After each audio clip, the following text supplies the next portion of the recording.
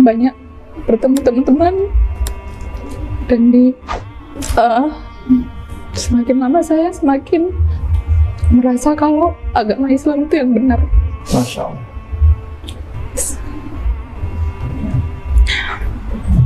Boleh disampaikan tidak apa yang ditemukan oleh Mbak Gladys selama pencarian itu? Apa yang mendasari bahwa agama Islam ternyata agama yang benar? Sebenarnya dari awal yang paling menonjol adalah saya tidak bisa menjawab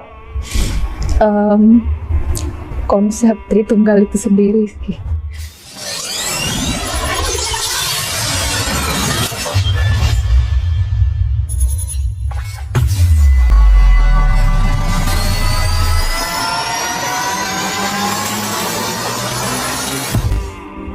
Apa yang melatar belakangi Mbak Gladys ingin masuk Islam? Saya bertemu pacar saya sekarang. Kami berbincang hubungan ini gimana, mau dibawa kemana gitu. Dan di awal saya ngomongnya itu saya nggak mungkin pindah gitu. Jadi dulu tuh malah antara kamu yang pindah atau kita sama agama kita masing-masing gitu. Tapi di situ terus dia bertanya, kamu sudah belajarkah tentang agamamu sendiri? Ya. Kamu tahu nggak gitu? Terus dia malah menantang, ya kalau misalnya kamu mau saya pindah nggak apa-apa, tapi kamu harus yakinkan saya kalau itu yang benar. Di situ saya juga berpikir, oh ya, saya juga ternyata nggak tahu apa-apa tentang agama saya, cuman modal percaya aja. Di situ saya tertantang mau belajar supaya saya bisa ngeyakinin dia untuk pindah. Tapi setelah saya pelajari 1 tahun lebih, ternyata di situ saya mulai belajar juga tentang agama Islam. Masya Allah. Lalu saya banyak bertemu teman-teman, dan semakin lama saya semakin merasa kalau agama Islam itu yang benar. Masya Allah.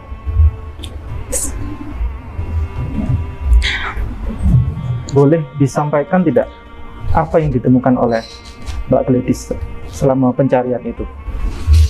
Apa yang mendasari bahwa agama Islam ternyata agama yang benar?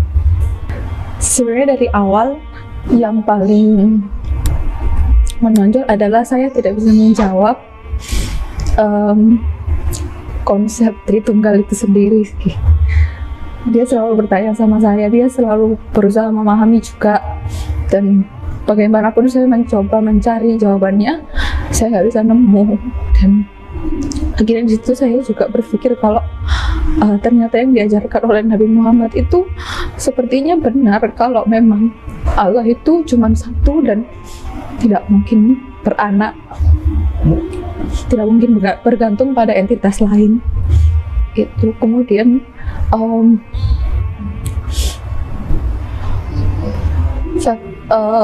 satu hal yang membuat saya yakin juga adalah setelah saya pelajari Alkitab, kitab suci yang perjanjian baru maupun perjanjian lama, itu banyak yang tidak sesuai mungkin ya,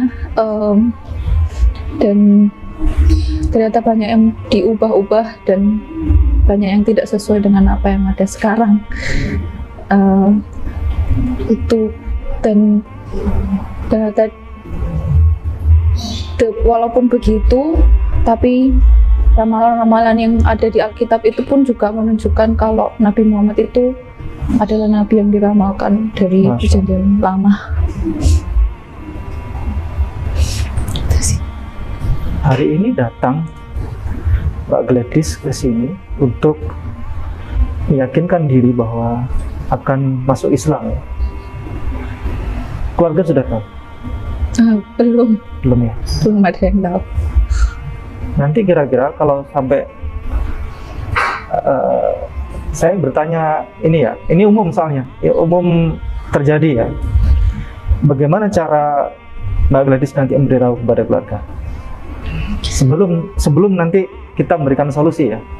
Kira-kira planningnya nanti bagaimana cara Mbak Gladys memberitahu kepada keluarga? Pertama, saya meyakinkan kalau ini adalah keputusan saya sendiri, bukan paksaan dari siapapun. Kemudian kalau dan pasti akan ditentang, saya akan bilang kalau ini adalah jalan hidup kita masing-masing, pilihan hak kita masing-masing untuk memilih. Jadi saya juga mereka juga tidak berhak untuk melarang saya atau menentang saya.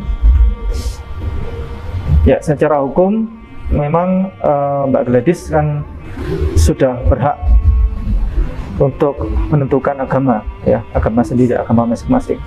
Karena sesuai dengan undang-undang kita pasal 28 ya dan 29 itu kalau di peradilan itu usia minimal 18 tahun itu baru bisa menentukan agamanya sendiri.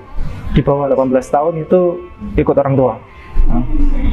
Maka dari itu biasanya mu'alaf kalau sudah punya KTP, ia sudah berhak untuk menentukan, ya, hukumnya sudah kuat, dan orang tua sudah nggak bisa untuk memaksa untuk sang mu'alaf tadi itu untuk ikut agama orang tuanya, seperti itu.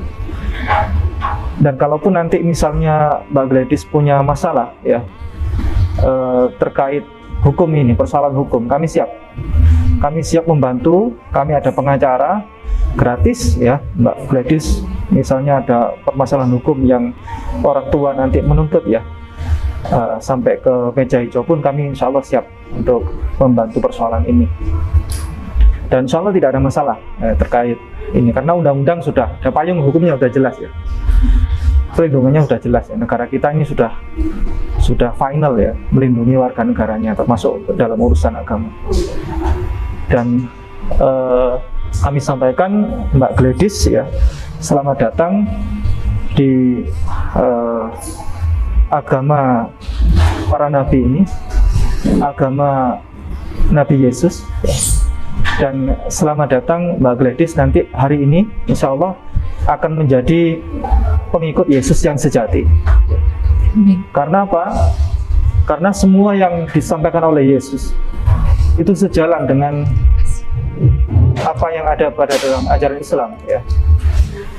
Dan semua yang dilakukan oleh Yesus itu semua itu ada dalam ajaran Islam. Baik, tidak mengolor waktu terlalu panjang, kita langsung prosesi pensyahadatan yang akan dipimpin oleh Ustaz Farul Hakim. Ustaz. Yang mantap lagi. Bismillahirrahmanirrahim. Bismillahirrahmanirrahim. Asyhadu Alla ilaha illallah wa asyhadu anna Muhammadar Rasulullah. Saya bersaksi bahwasanya tiada Tuhan selain Allah. Dan saya bersaksi bahwasanya Nabi Muhammad utusan Allah. Alhamdulillah ya. Terima kasih. Assalamualaikum warahmatullahi ta'ala wabarakatuh. Sahabatku yang dimuliakan Allah subhanahu wa ta'ala, dalam surat At-Taubah ayat 60 Allah berfirman, innamas sadaqatu lil fuqara'i wal masakin wal 'amilina 'alaiha wal mu'allafati qulubuhum. Dalam ayat itu Allah menjelaskan bahwasanya salah satu asnaf yang mesti dibantu dan mesti kita tolong adalah mu'allaf, atau orang yang hendak kita lunakkan hatinya. Mu'allaf kerap kali dalam prakteknya mendapati persekusi dari keluarganya. Mereka kerap kali diusir dari rumahnya, mereka kerap kali mendapatkan kondisi yang sangat sulit. Oleh karena itu, seyogianya di sebuah tempat atau sebuah wilayah itu harus ada tempat untuk mereka bisa bernaung, untuk bisa mereka menimba ilmu, untuk mereka bisa tinggal sementara sampai kondisi mereka betul-betul baik. Yayasan Bina Mandiri dan Pemberdayaan Umat Al-Muhtadin ini adalah yayasan yang meskipun baru tapi punya cita-cita yang mulia. Mereka ingin melindungi, menjaga para mu'allaf ini. Apatah lagi yayasan ini didirikan juga oleh seorang mu'allaf.